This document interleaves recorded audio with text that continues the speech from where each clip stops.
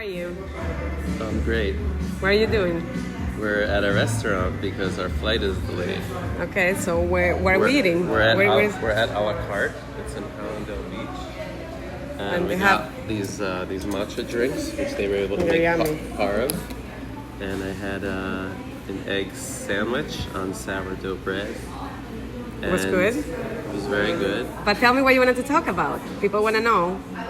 I'm going to talk about how, that the words that are used in the Parsha, when it talks about the creation of the different parts of the Mishkan, people who creating with intention.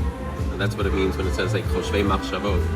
What do you mean? You tell us what happened this week in the Parsha. What is the name of the Parsha? It's two parshiot. So the two parshas are Vayakhel, Pekudei. Okay. They're the final two parshiot in Shemot. And we read them together. They're usually together, and we read them together. Okay. So it's kind of long. And all the materials that were built and put together for the tabernacle, and it talks about the oil, it's about Shabbat in the beginning, because as important as it was to build the Mishkan, it wasn't done on Shabbat.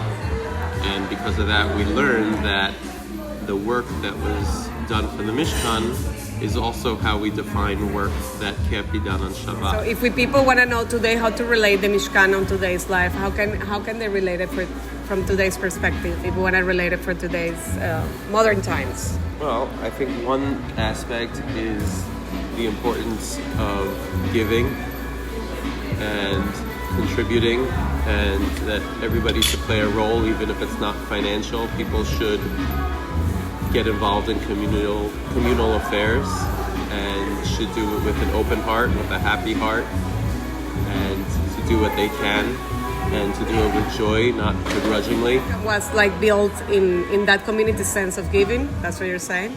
Yes, and in fact the Jews in the Midbar, in the desert, gave overwhelmingly so much that they had to tell them to stop bringing. But at the same time that they were inspired when it came to giving, they still had to follow specific directions, very exact directions on how to build the Mishkan. Structure and commitment, that at the same time you have to be inspired when it comes to giving, but when it comes to communal needs and when it comes to Hashem's service, you can't just say, I'm going to do it the way I feel and I'm going to do it, my own way. Sometimes you have to be committed. You have to be committed, and sometimes there's, a foundation and a framework that you have to follow. We need to go around, right? Yeah.